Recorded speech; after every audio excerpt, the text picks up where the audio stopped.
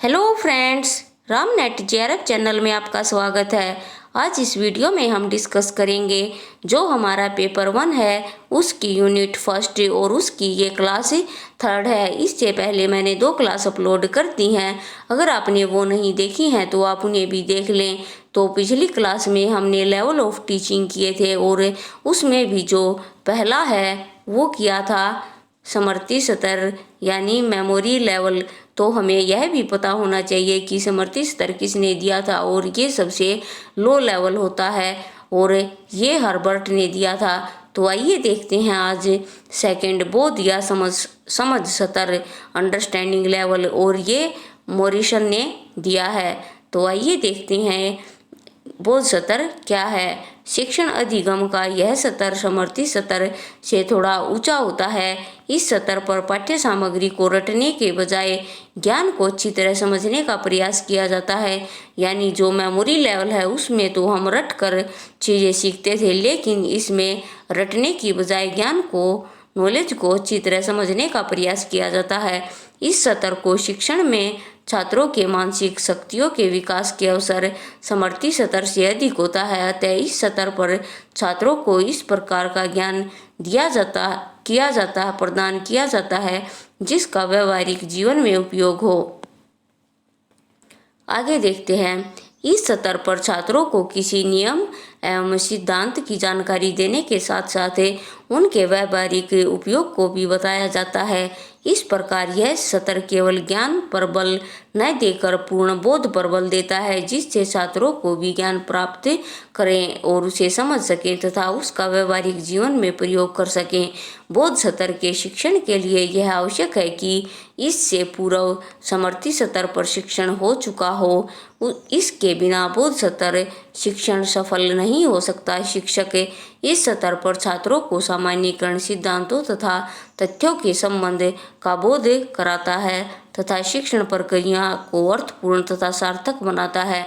बोध स्तर के शिक्षण में शिक्षक छात्रों के समक्ष पाठ्य पुस्तक को इस प्रकार प्रस्तुत करता है कि छात्रों को बोध के लिए अधिक से अधिक अवसर मिले और छात्रों में आवश्यक सूझबूझ उत्पन्न हो। इस प्रकार के शिक्षण में शिक्षक तथा छात्र दोनों ही काफी सक्रिय होते हैं। तो आइए देखते हैं बोध स्तर शिक्षण का मॉडल क्या है। तो मॉरिसन ने बोध स्तर के शिक्षण मॉडल को 4 चरणों में प्रस्तुत किया है। इसका विवरण इस प्रकार है। तो आइए देखते हैं। पहला है उद्देश्य। मॉरिसन ने प्रतिमान का उद्देश्य बोध स्तर पर शिक्षण कार्य पूर्ण करना है।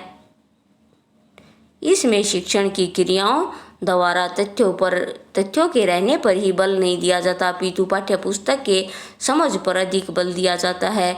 साथ ही छात्र के व्यक्तित्व के विकास को भी ध्यान में रखा जाता है।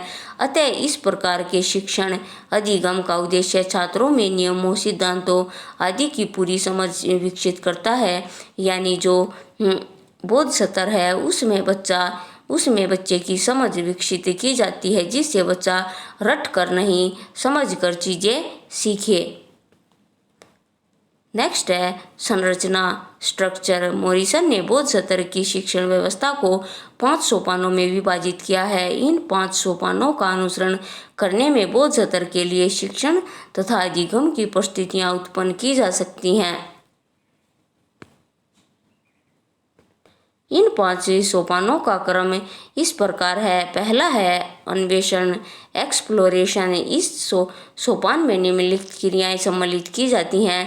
पहला पॉइंट है पूर्व ज्ञान का पता लगाने के लिए परीक्षण किया जाता है और प्रश्न पूछे जाते हैं। इससे पूर्व व्यवहार भी कहते हैं, यानी उसका पूर्व ज्ञान या उसको पहले से स्टूडेंट्स को कितनी नॉलेज है उसका भी टेस्ट किया जाता है और उससे क्वेश्चन इनपुट किए जाते हैं, जिससे ये पता चले कि इस बच्चे को कितना आता है और कितना नहीं। अगला पॉइंट देखते हैं। शिक्षक पाठ्य वस्तु का विश्लेषण करके उसके अवयवों को क्रमबद्ध रूप में तर्कपूर्ण ढंग से व्यवस्थित करता है। इस संदर्भ में यह ध्यान रखना होता है कि पाठ्य पुस्तक का क्रम मनोवैज्ञानिक दृष्टि से वैध होना चाहिए। तीसरा है अन्वेषण की तीसरी क्रिया में शिक्षक निश्चित करता है कि नवीन पाठ्यपुस्तक की इकाइयों को किस प्रकार प्रस्तुत किया जाए। अगला पॉइंट है प्रस्तुतिकरण प्रेजेंटेशन। पाठ्यवस्तु के प्रस्तुतिकरण में शिक्षक अधिक क्रियाशील रहता है और उसे प्रमुख रूप से निम्नलिखित 3 क्रियाएं करनी पड़ती हैं। पहली है, शिक्षक को नवीन पाठ्यवस्तु को छोटी छोटी इकाइयों में प्रस्तुत करना पड़ता है। दूसरा पॉइंट है, प्रस्तुतिकरण के साथ साथ शिक्षक छात्रों की समस्याओं का भी निदान करता है। नवीन पाठ्यवस्तु का उन्हें बोध हुआ है अथवा नहीं, कक्षा में कितने छात्र पाठ्यपुस्तक को नहीं समझ सके हैं, इसका भी अवलोकन शिक्षक करता है। नेक्स्ट पॉइंट है, निदान के आधार पर शिक्षक तत्काल यह निर्णय लेता है कि पाठ्यपुस्तक की पुनरावृत्ति तब तक की जानी चाहिए जब तक अधिकांश छात्र नवीन पाठ्यपुस्तक को पूर्ण रूप से समझ न लें। नवीन पाठ्य वस्तु की पुनरावृत्ति कक्षा में 3 बार तक की जा सकती है। तो फ्रेंड्स, जो टीचर होता है वह यह डिसीजन लेता है कि जो सिलेबस वो करवा रहा है उसका रिवीजन बार बार करवाए ताकि स्टूडेंट्स को अच्छी तरीके से समझ में आ जाए। अगला है अनुकूलन एडेप्टेशन। जब छात्र प्रस्तुतिकरण की परीक्षा को उत्तीर्ण कर ले तब उन्हें अनुकूलन की ओर अग्रसर करना चाहिए। अनुकूलन की मुख्य निम्नलिखित विशेषताएं हैं। पहला है, अनुकूलन पाठ्यपुस्तक की गहनता पर बल देता है। अनुकूलन के समय छात्रों की व्यक्तिगत क्रियाओं को अधिक अवसर दिया जाता है। प्रत्येक छात्र अपनी आवश्यकता अनुसार अध्ययन करता है। अनुकूलन के समय छात्रों को पुस्तकालय तथा प्रयोगशाला में स्वयं अधिक कार्य करना पड़ता है। अनुकूलन के लिए गृह कार्य दिए जाते हैं ताकि अनुकूलन के क्रम विकास को समझा जा सके।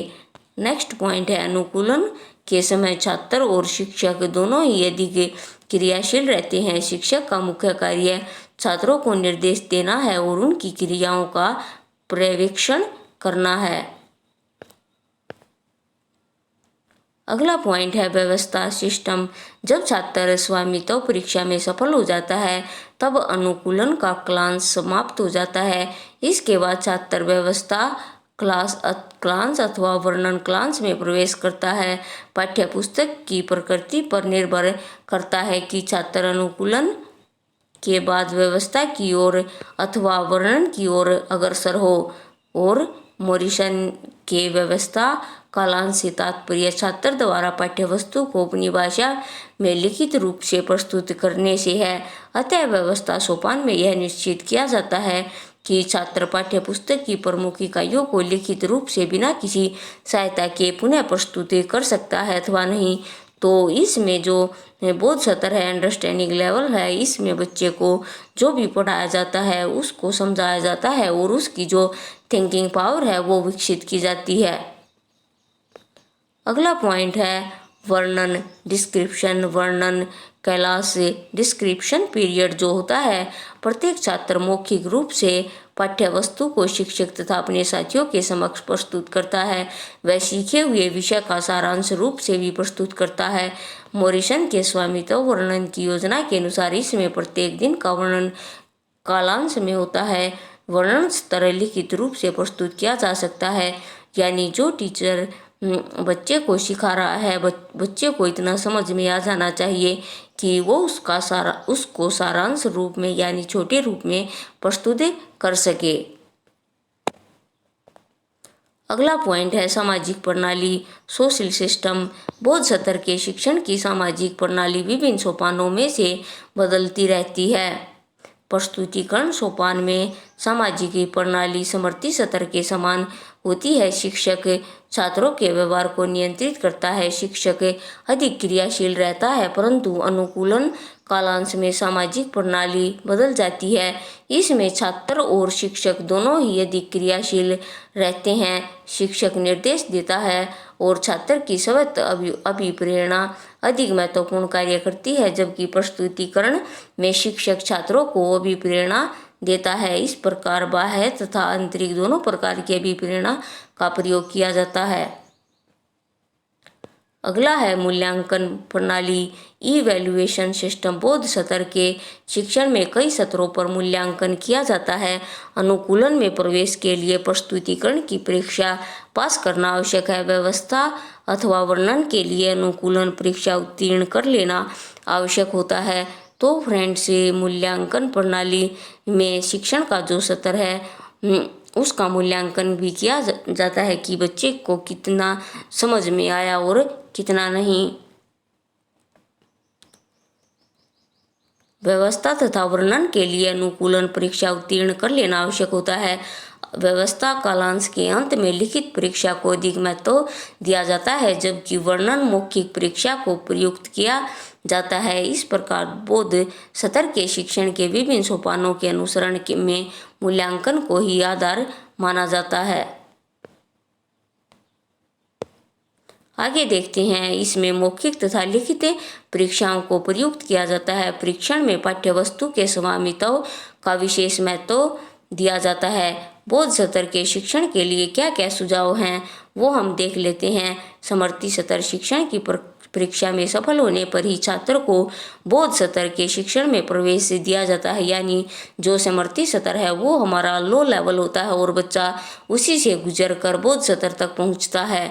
नेक्स्ट है, बौद्ध सत्र के सोपानों का अनुसरण समुचित ढंग से किया जाए। बौद्ध सत्र के विभिन्न सोपानों की परीक्षाओं में सफल होने पर ही अगले सोपान में प्रविष्ट किया जाए। यानी एक स्टेप बच्चा क्लियर कर लेता है तभी नेक्स्ट स्टेप की ओर बढ़ना चाहिए। उदाहरण के लिए प्रस्तुतिकरण की परीक्षा में सफल होने पर ही अनुकूलन कालांश में प्रवेश कराने की अनुमति दी जाए। नेक्स्ट है, शिक्षक को पाठ्यवस्तु में तल्लीन होने के साथ साथ छात्रों को मनोवैज्ञानिक ढंग से अभिप्रेरणा भी देनी चाहिए। शिक्षक को कक्षा के आकांक्षा स्तर को उठाने का भी प्रयास करना चाहिए, जिससे छात्रों में अध्ययन के प्रति लगन हो सके। और लास्ट हमारा है, इस सत्र की शिक्षण व्यवस्था की समस्याओं को ध्यान में रखकर उनके लिए समाधान भी ज्ञात करने चाहिए। तो आज हमने इसमें बौद्ध सत्र देखा है। तो सबसे पहले होता है हमारा समर्थी सत्र, उसके बाद आता है हमारा बौद्ध सत्र और मेमोरी लेवल जो हमारा लेवल होता है उसको ही पार करके अंडरस्टैंडिंग लेवल तक पहुंचा जाता है, जिससे बच्चा कुछ या बहुत कुछ चीज़ें अंडरस्टैंड करता है। तो आज हमने इसमें बौद्ध स्तर को जाना। ये भी हमें याद रखना है कि बौद्ध स्तर किसने दिया था। बौद्ध स्तर मॉरिसन ने दिया था। ये भी हमारे लिए मेन पॉइंट है। तो फ्रेंड्स, आज के लिए इतना ही। मिलते हैं नेक्स्ट वीडियो में और नए इम्पोर्टेंट और इंटरेस्टिंग टॉपिक के साथ। तो ये वीडियो आपको कैसी लगी आप मुझे कमेंट बॉक्स में कमेंट करके बताएं। तो फ्रेंड्स, इस वीडियो को लाइक करें, चैनल को सब्सक्राइब करें और साथ ही से ज़्यादा शेयर करें, ताकि जो भी स्टूडेंट्स हिंदी मीडियम से नेट जीआरएफ की तैयारी कर रहे हैं सभी को इन वीडियोज़ का लाभ पहुँचे। तो तब तक के लिए थैंक यू।